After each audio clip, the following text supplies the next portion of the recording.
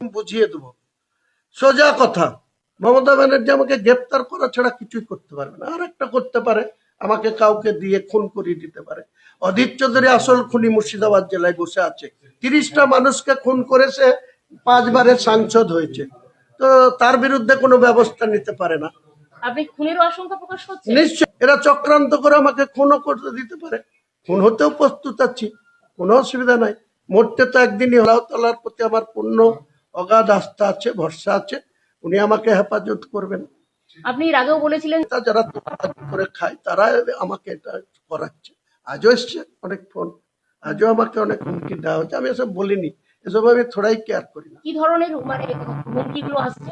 তাদের বক্তব্য হচ্ছে যে আমি বাবরি মসজিদ না করতে পারি, বাবরি মসজিদ করলে তাদেরকে নাকি ইউপিতে মারবে, তাদেরকে গুজরাটে মারবে, কেটে ফেলবে, কাজে আপনি বাবরি মসজিদ থেকে পিছিয়ে আসুন।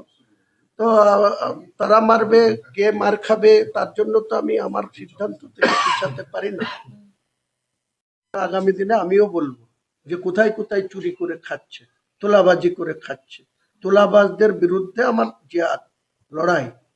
শুভেন্দুরা লড়বে শুভেন্দুর মতো, আমি লড়বো আমার দল থেকে।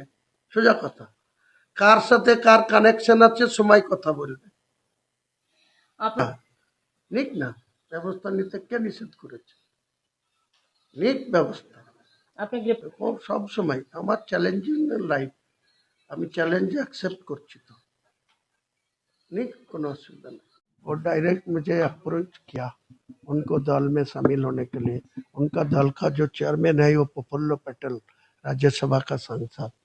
तो अभी महाराष्ट्र जो फडणवीस जी मुख्यमंत्री है, उनका दल से गठबंधन में है, सरकार में है। तो मेरा बीजेपी को साथ जो एनडीए में है जुड़ा हुआ है, उनको साथ जाऊंगी, नहीं तो बाद में सोचूंगी। मेरा तो नया पार्टी बना लिया, रजिस्ट्रेशन हो गया, तो 22 तारीख का दल हाँ करेगी। और वो जो